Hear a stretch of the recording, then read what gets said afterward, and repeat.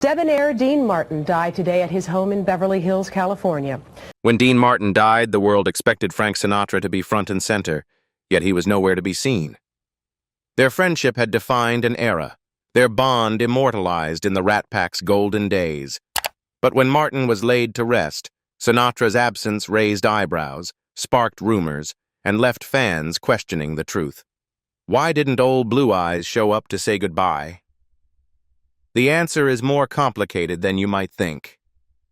More than 8 decades ago, Frank Sinatra and Dean Martin first crossed paths in the 1940s, at a time when both were struggling to establish themselves in the fiercely competitive world of show business. Sinatra, often referred to as the Voice, had already begun to gain a reputation as a heartthrob crooner. His smooth vocals and emotionally charged performances made him an object of fascination for fans, particularly women, and marked him as one of the emerging stars of the era. Martin, on the other hand, was climbing the ranks through the nightclub circuit in New York and later Los Angeles, showcasing his charm, relaxed stage presence, and a natural comedic timing that would eventually make him one half of the legendary Martin and Lewis comedy duo alongside Jerry Lewis. By the late 1940s, the entertainment world in America was a close-knit and glamorous ecosystem, and Sinatra and Martin's paths began to intersect more frequently. Both were regulars at popular clubs, lounges, and after-hours parties where the young and ambitious mingled with established stars. Sinatra, with his meticulous approach to performance and his intense drive for perfection, often contrasted with Martin's seemingly carefree, easygoing demeanor. Yet, it was precisely this contrast that sparked a mutual respect and curiosity between the two performers. Sinatra's intensity and discipline fascinated Martin, while Sinatra admired Martin's effortless charisma and the calm, laid-back attitude he brought to the stage. The early 1950s marked the period when their friendship started to solidify. They shared the stage on multiple occasions, and off-stage, they were drawn together by the excitement and allure of the burgeoning Las Vegas entertainment scene.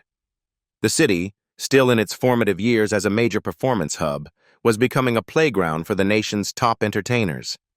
Sinatra, already well-connected in showbiz circles, often invited Martin to late-night gatherings and exclusive events, where performers, producers, and industry insiders mingled over drinks and the soft glow of casino lights. These encounters were more than social. They were networking opportunities that allowed both men to gain insights into the business while also finding companionship in each other. Despite their differences, Sinatra and Martin complemented each other in a way that laid the foundation for a lifelong friendship. Sinatra's fiery temperament and perfectionist tendencies were balanced by Martin's calm, unflappable persona, creating a dynamic that would become a hallmark of their public appearances in later years. By sharing laughs, stories, and the occasional escapade in Las Vegas, they forged a bond that was as much about mutual admiration as it was about the shared pressures and triumphs of early stardom. The 1960s marked the height of Frank Sinatra and Dean Martin's friendship in the public eye, as they became central figures of the legendary Rat Pack.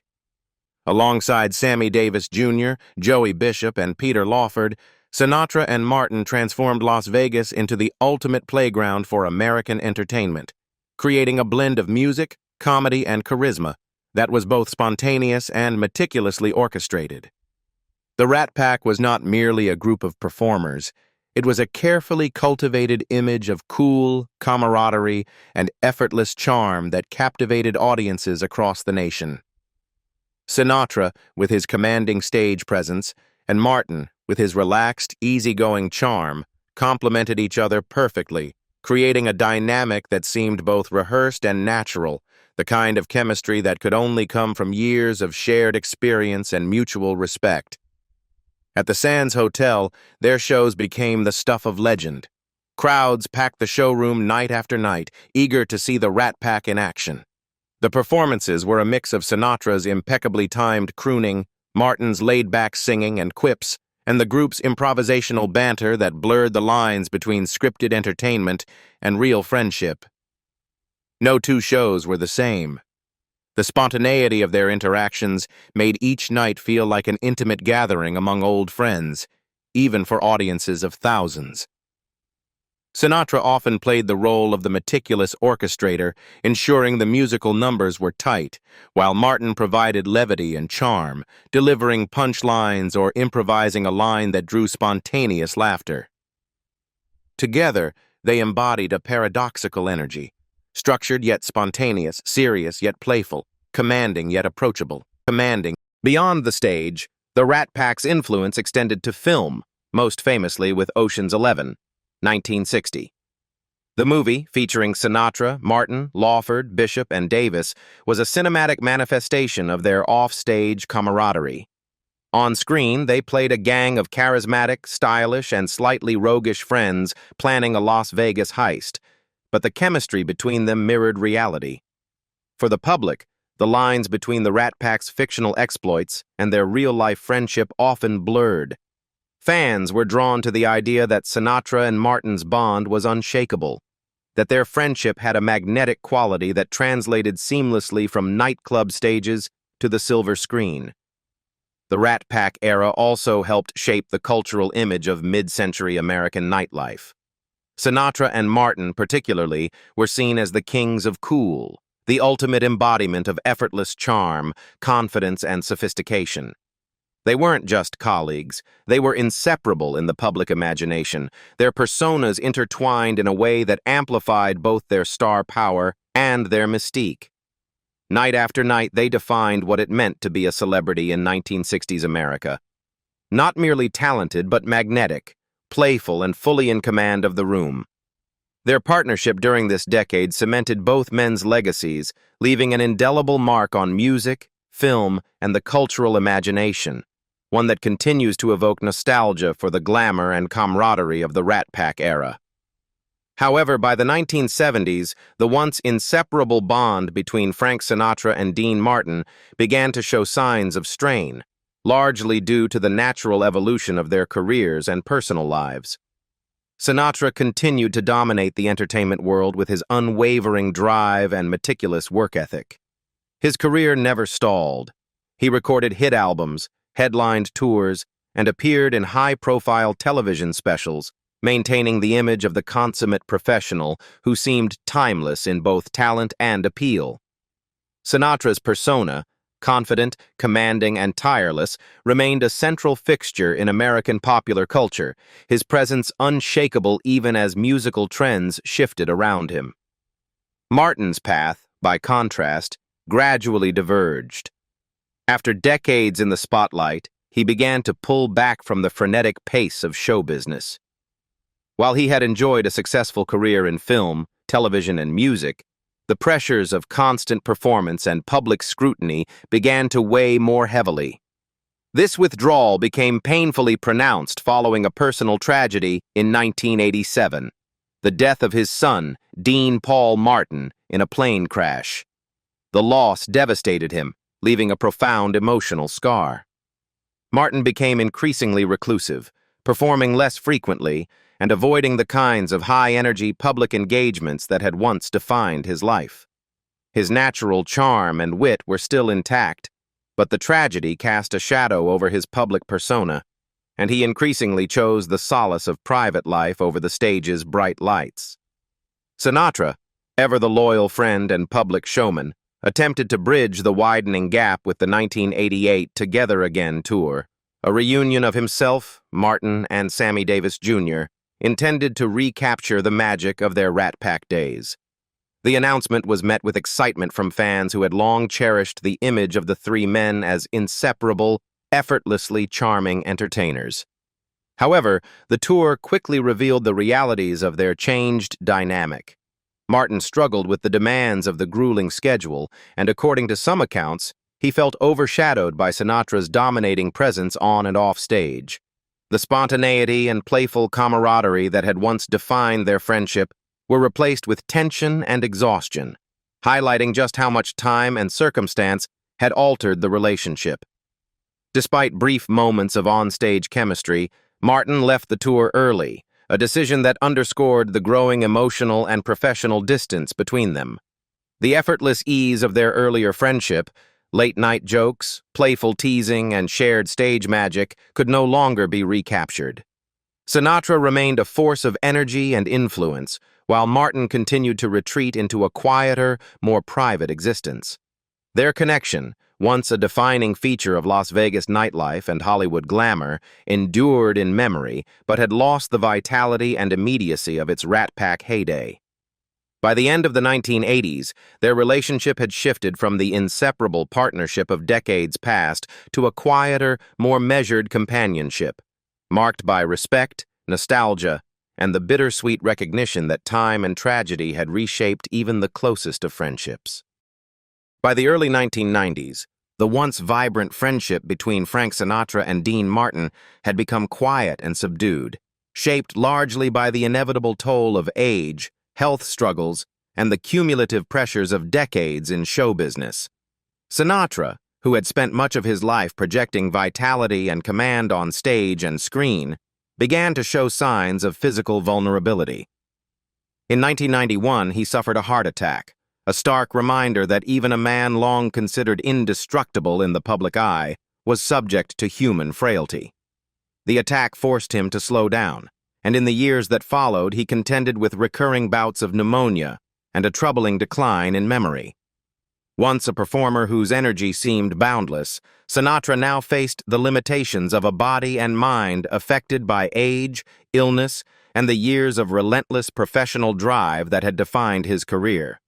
Martin, meanwhile, was contending with his own health battles.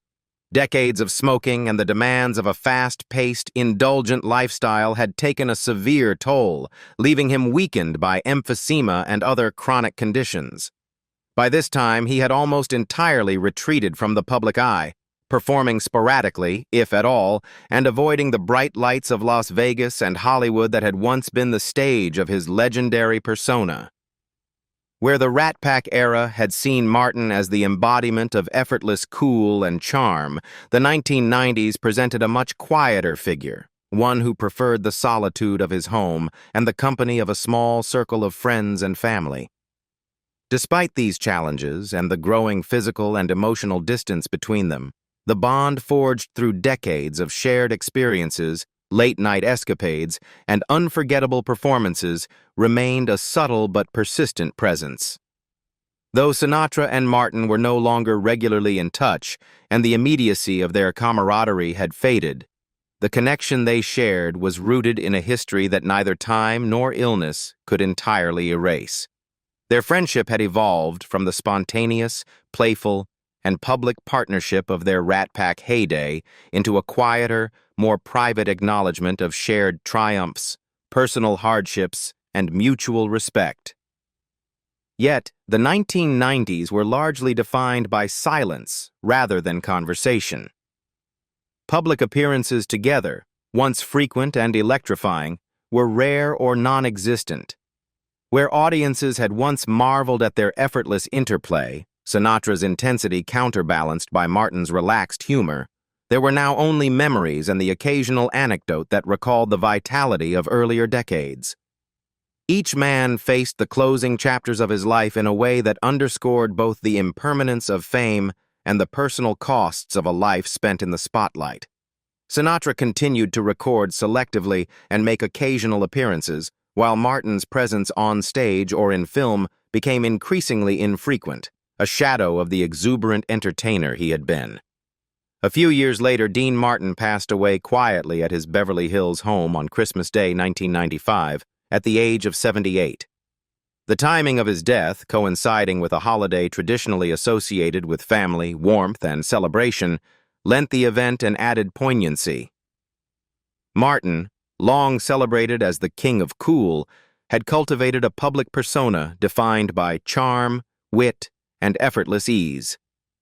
Yet behind the smooth voice and relaxed demeanor was a man who had faced personal loss, health struggles, and the pressures of a career spent in constant performance. His passing marks the end of an era, a moment when the world collectively mourned the loss of one of mid-century America's most beloved entertainers. Fans across the globe remember not just the crooner and comic, but the charismatic figure whose presence had defined Las Vegas nightlife, Hollywood glamour, and the Rat Pack mythos for decades. Though Martin had retreated from public life in his later years, his death reminded the world of the indelible mark he had left on music, film, and television. Colleagues and admirers reflected on his effortless ability to balance humor with vocal precision, his uncanny knack for timing both on stage and on screen, and the warmth he radiated even when performing to thousands. Unlike some celebrity deaths marked by overwhelming public spectacle, Martin's final moments remained private, a reflection of the man he had become, more reserved, more introspective, and increasingly removed from the relentless spotlight he had once embraced with apparent ease. His funeral, held at the Westwood Village Memorial Park Cemetery in Los Angeles, was deliberately small and intimate, a choice that underscored Martin's preference for privacy and dignity over showmanship. Attendees were limited to close family members and a select circle of friends who had shared decades of laughter, performances, and personal experiences with him. Among those present were legendary figures from the entertainment world, including Jerry Lewis, his former comedy partner, Don Rickles, the sharp-tongued comedian who had been a longtime friend, and Bob Newhart, whose quiet humor complemented Martin's relaxed charm. The ceremony was marked not by grandiosity, but by personal remembrances, subtle gestures, and heartfelt farewells, a fitting tribute to a life lived both publicly and privately, in equal measure. Frank Sinatra's absence from Dean Martin's funeral was deeply felt by fans and contemporaries alike, but for those who understood the context, it was both understandable and profoundly poignant. By the mid-1990s, Sinatra was no longer the vigorous, commanding performer who had once dominated stages and screens worldwide. Years of relentless touring, high-profile performances, and the intense pressures of show business had taken their toll. At the time of Martin's passing, Sinatra was physically frail, grappling with heart disease and the early onset of dementia. Even routine travel posed significant challenges, and the demands of public appearances had become nearly impossible for a man whose career had once been defined by energy, precision, and a seemingly endless reservoir of charisma. Beyond the practical limitations of health, Sinatra's absence can also be understood in the context of Martin's lifelong preference for privacy and modesty.